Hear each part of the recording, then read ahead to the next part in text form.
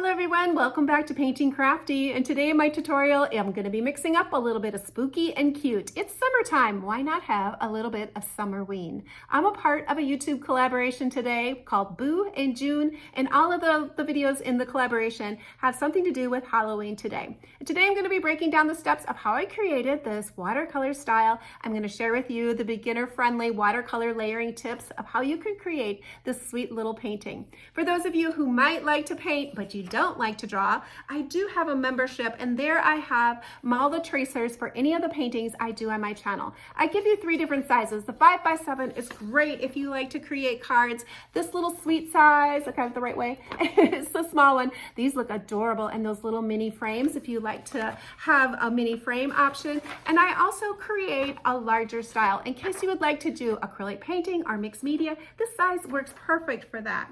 For this little Summerween collaboration, I haven't really heard that term before, but I just love it. The Summerween idea. I did create this little set, a bundle of paintings that all go together, that you could hang them or have them in your art journals together. I did create these little paintings as well, and you can get the tracers for all of these paintings in a bundle and the videos that go along with them. Those are going to be in my Ko-fi shop too, and it's only going to be there till the end of July, and then Summerween is going to get tucked away, and then we're going to be starting with fall already. But these sweet ones done in the pastel colors are so cute. There's the little cat, the little Summerween house with all of its fun little details, and this little guy is a little pup in a little jack-o'-lantern costume.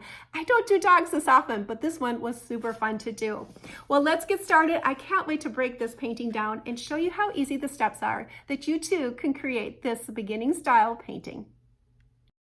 For this particular painting, I'm going to be using a student grade watercolor. I just purchased this set off of Amazon. It was very reasonably priced. I usually recommend bumping up a little bit on the grade of your watercolor paper and just buy the watercolor you can afford. The paper I'm using today is the Canson watercolor brand. It is a 140-pound watercolor paper. It's still considered a student grade, which means its price point is very reasonable, but you can get some really nice looks and effects with your watercolor on this particular paper. By upgrading your paper just a little bit, you're going to have a little bit more open time. Your paper's not going to disintegrate so much underneath. You're going to get more able to layer your colors. The cheaper, inexpensive papers, you can't layer your colors as much, and you're going to notice that the paper gets damaged quite easily on the cheaper, less expensive papers. With this just being more of a whimsical style, and I'm practicing and just a beginner style painting, I'm going to be using more of an inexpensive student grade paper instead of using the Arches watercolor paper. Some people believe always use the good stuff and not use the student grade, but for me, I paint a lot and I like to practice doing things, so I'm okay with using the Canson brand watercolor paper. Now, if you're new to watercolor, the thing about watercolors is that you mix your paints light and then you work your way dark. It's the opposite of what acrylic paint is. You're going to be painting the shadows when it comes to watercolor. So I'm going to be painting the black here, but I want to start with a lot of water mixed into my paint so I can see the paint all the way through. I'm looking for a consistency of like tea or coffee. I still want to be able to see through my paint.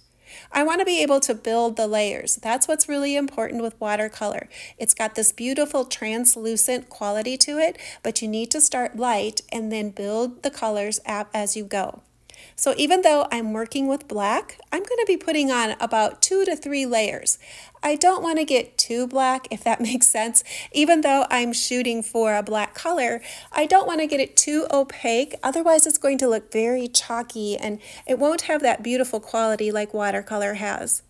So I've already added on 1 layer. This paper does dry fairly quick, so I can come back in and add another layer on top. I'm still just adding the same color. I'm just adding another layer. And that is how it's going to build my colors up, by adding just another layer on the top. You can add more colors in, but for the black, I'm just using what I have. I wanted to make sure I kept his nose on my kitty the white color because I'm going to be making it pink. For my flowers, I picked up an orange for my center, just a light bright color, and then tapped in a darker color of orange into the center while my colors were still wet. When you blend colors together, wet on wet, the colors are just going to mix and create their own little bit of, I like to call it watercolor magic. It's a blending technique.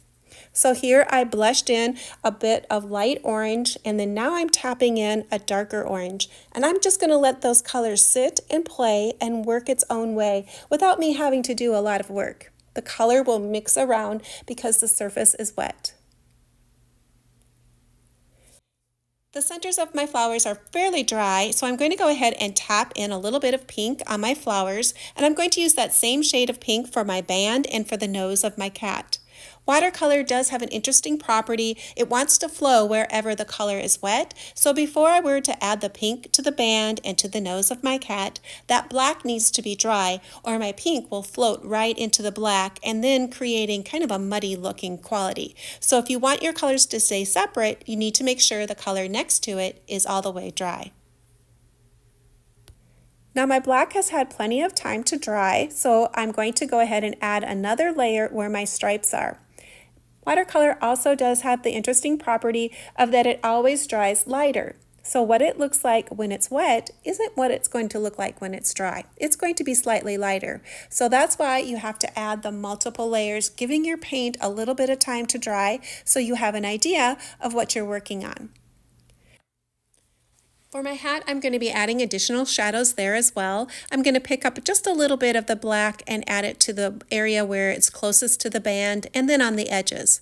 You can see how the bat has really dried down and it's very light, almost gray. I'm going to be adding another layer of black to my bat, but I'm not wanting to get too dark. It's that subtle dance of adding paint on, but not too much. That tapping motion that I'm creating with my brush helps me to control the amount of paint I have on there. And having that paper towel in my hand and then giving it a squeeze every now and again to help lift some color really does make a difference when you're doing watercolor painting. I'm going to be adding another layer of orange on as well. It's dried fairly light, so it needs to add that next layer of depth by creating a little bit more interest with some color. I'm picking up a little bit of a red orange, adding it to the eyes. I'm going to also take and mix a little bit more darker color of orange a little later to make my jack-o'-lantern even more colorful. To create some more depth to my body of my ghost and to make it look more dimensional, I want to add some shadows. I'm going to be using the gray color in my set and mixing it to the consistency of tea. I want it to be very translucent and very light. I'm going to be adding the shadows to the outside of her body, underneath her hat, underneath that jack-o'-lantern, and underneath her arms around those. To help the folds to even stand out more, I'm going to be putting the shadows on the fold line, but I want it to be bright and white in the middle. By adding all these extra little shadows, it's really going to bring her to life and give her dimension. I also dip my brush into plain water, squeeze it out, and then tickle the edges of those shadows and softening the lines so they're not such a harsh little ribbon around those edges and in the folds. I wanted to take a moment to talk a little bit about today's collaboration called Boo in June. We have one host for today's collaboration, Teresa from Teresa's Spot for Art. You're going to find the link to her channel inside of the description box, as well as a playlist link for all the other videos that have been contributed for today's collaboration. Definitely take some time, check out that playlist. I'm sure you're going to be inspired to create something fun for Halloween. I gave my painting a little chance to dry, and now I'm going to start that background. I'm just going to use the pink that I had used before, water it down a little bit, about coffee consistency, and I'm going to do a random wash of color on the background. I'm going to go over my circles. I'm going to be layering some orange on top of that color to make it look more rich by adding the pink first and then adding additional colors of pink and orange on the background. Watercolor is not a permanent art medium, and you can reactivate it with extra water. So when I'm creating my backgrounds, I tend to want to work quickly, and I don't spend a lot of time in the areas that are already done. I don't really want to mess that area up, so I just kind of get the color in there and move right along. I pick up a little bit darker shade of pink, and now I'm kind of blending that next to the ghost and then spreading it out a little bit, adding some darker shades. I'm going to go around the circles with that little bit of a darker pink, and because my colors are still wet on my background, it's going to soften naturally. It's not going to end up as being those hard shapes. I'm going to add just kind of more like a shadowing with that darker shade of pink. I do pick up some of this bright neon color that I have in my set. It's one of my favorites to use. I'm going to tap little circles for the cheeks for my bat. I'm going to use it for some cheeks on my ghost, and I'm going to use it for some cheeks on my cat too.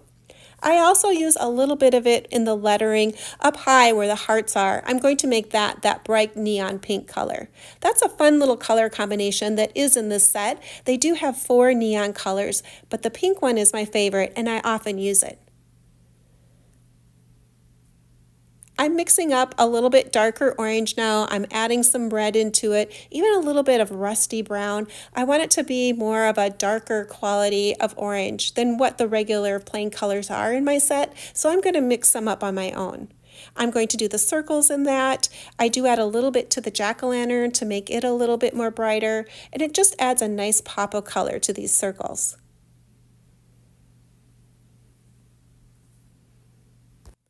I let my paper dry just a little bit because I wanted to add a little bit of sprinkle splatter to the background. I'm picking up the pink color in my set, and I'm mixing it off to the side about milk consistency. It's a little thicker than coffee. I'm putting that in my brush heavily. I have quite a bit, and then I'm just tapping it on my brush. I use that piece of paper towel to cover up my ghost so I don't get a lot on her, but it just adds a nice bit of sprinkle pattern to that background. By doing it now, when the paper has had just a little bit more time to dry, the spots will stay more like a spot, just a round circle-ish spot, sprinkle spot. If I put it on when it's wet, it's going to just really kind of more flatten out, and it's very much a soft look. So it does depend on how wet your paper is, what kind of dot pattern you will have in the end when you do that little sprinkle technique.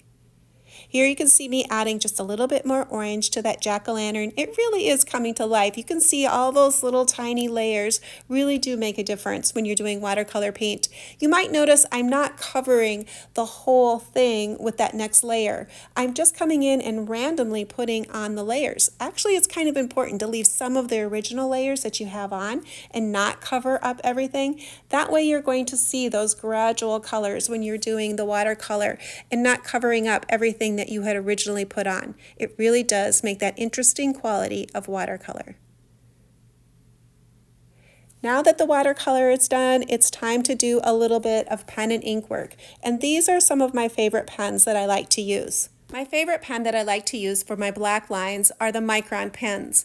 Micron pen ink is permanent once it's dry, so even if you need to add a little bit of watercolor in the end, you don't have to worry about it smearing around, and you also don't have to worry about it smearing around if you want to finish your work by putting a spray coat of varnish or adding a layer of wax over the top. Watercolor isn't permanent, so you do need to seal it some way or put it underneath glass if you want to make it permanent. The nib size that I often use in the black Micron pens is either 0.1 for the very fine lines or a 0.3. When creating the line work for my pieces, I do like to use more of a sketch quality where it's uneven lines, maybe some dots and dashes inside of there. I'm not looking for a complete outline like a color book style. I'm looking for more irregular lines and something a little bit more interesting.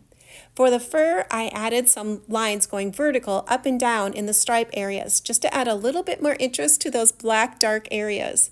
I used the pen also to color in the eyes for the very dark areas, but I'm going to be using the white pen to be able to create the whiskers for my cat and add some highlights in. I often say I love to scribble. I am a scribbler. I like that irregular line work. If you enjoy it too and it brings you joy, go ahead and add a little extra scribbling to your piece. But if you like exact, do it that way as well. Whatever brings you joy, that's how you need to make your finishing details on your piece.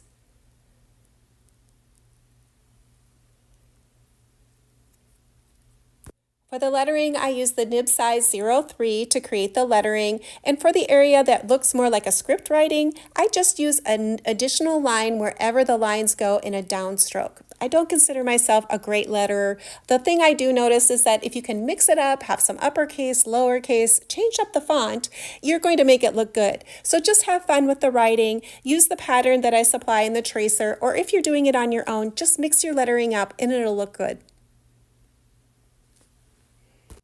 Now on to some white lines, and my favorite white pen is the Uniball Signo pen, UM-153. It's got a nice opaque ink, it's got the rollerball gel kind of quality to it. It works great for adding white details to your little small pieces.